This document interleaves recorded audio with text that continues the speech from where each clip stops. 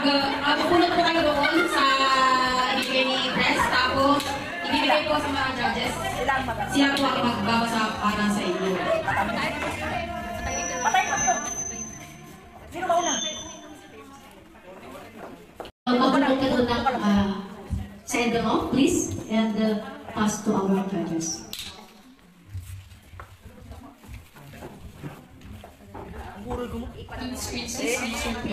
Handle criticism and negative feedback. Again, how do you handle criticism and negative feedback? In Tagalog, paano mo nangasiwaan ang pagpunaan ng negatibong feedback? Thank you for your wonderful question. Bilang isang Pilipino, di ba, alam naman po natin, tawag ito bilang ikaw, criticism is just like bad for us, but we are Filipino. Kaya natin i-handle ito kasi that negative comments, hindi natin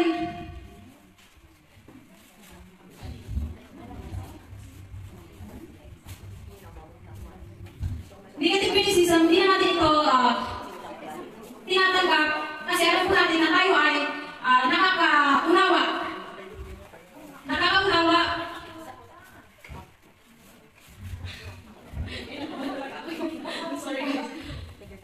And that's all. Thank you, Ms. Princess. Thank you so much, Miss Princess. So we will call Miss Jonalie to pick your question to the envelope and give it to our judges.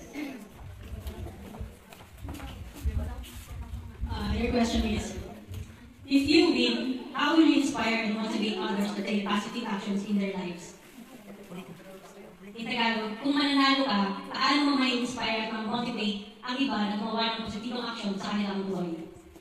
Kung akong mananalo dito sa Philcom community, i-inspire ko po yung mga taong nasa Yakots or sa ibang bansa na Russia na maging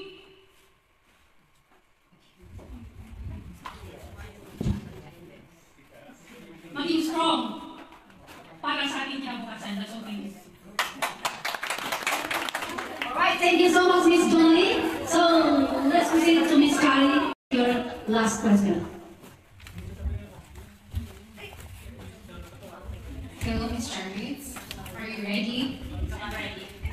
Okay, here's your question. If you win, what are the things you... Ako po ang mananalo. Ang gagawin ko po, lahat dito ng mga Pilipino ay hikayatin ko ng magkaisa.